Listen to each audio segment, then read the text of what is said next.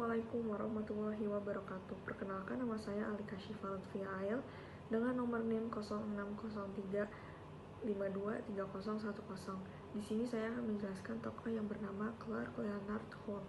Clark Leonard Hull adalah psikolog Amerika yang terkenal dengan metode eksperimental kuantitatif untuk pembelajaran dan fenomena hipnosis, serta upayanya untuk memberikan ekspresi matematis pada teori psikologi. Hull menempuh pendidikannya di West Saginaw, Michigan, dan di Akademik Alma. Namun sekolahnya sempat berhenti karena demam tifoid dan poliomyelitis yang ia derita. Ia kemudian melanjutkan ke Universitas Michigan di Ann Arbor karena tertarikannya di sana ia mengambil bidang psikologi. Hull menyatakan bahwa belajar adalah cara beradaptasi dengan tantangan lingkungan yang mendukung kelangsungan hidup makhluk hidup.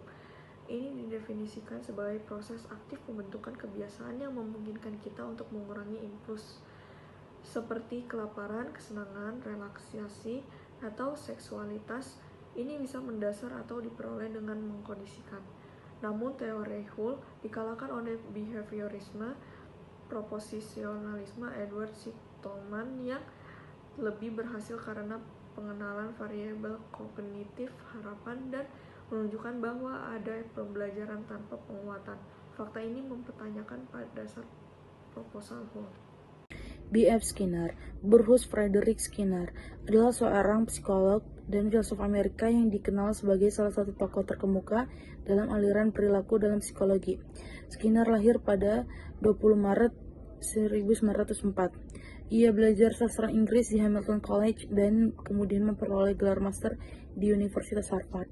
Namun minatnya dalam psikologi tumbuh ketika ia masuk ke Harvard, di mana ia mempelajari psikologi eksperimental di bawah bimbingan William Crozier. Pada tahun 1930, ia menerima gelar doktor dan psikologi. Skinner mengembangkan eksperimen operant conditioning yang melibatkan penggunaan kotak Skinner untuk memahami perilaku hewan, khususnya tikus dan burung merpati.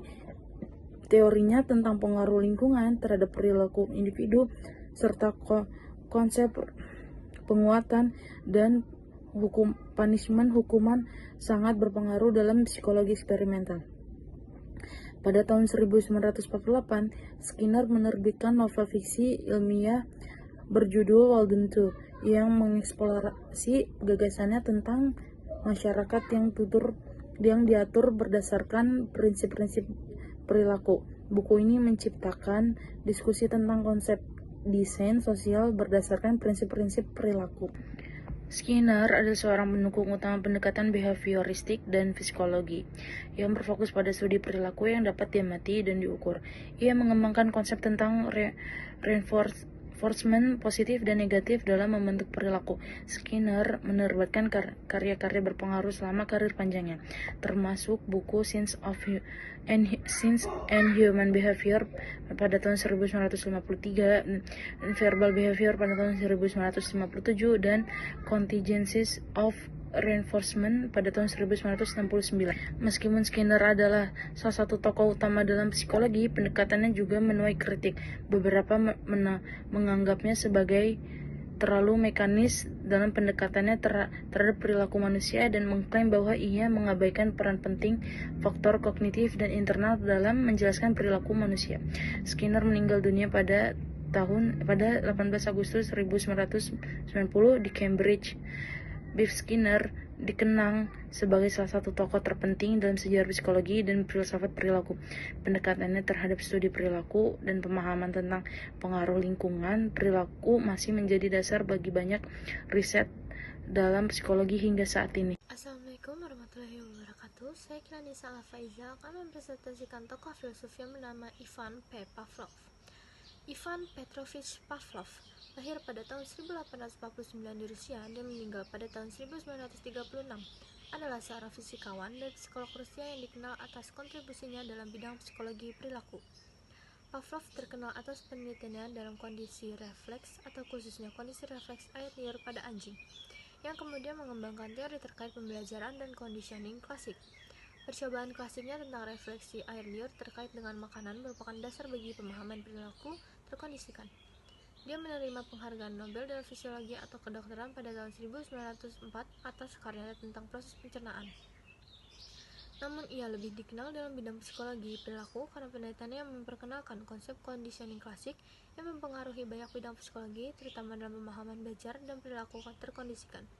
Pavlov merupakan salah satu tokoh sentral dalam pengembangan pemahaman tentang bagaimana pengalaman dan stimulus memengaruhi respon perilaku. Pemikiran Ivan P. Pavlov. 1. Conditioning klasik. Pavlov menemukan bahwa hewan dapat belajar untuk mengaitkan stimulus tertentu dengan respon tertentu.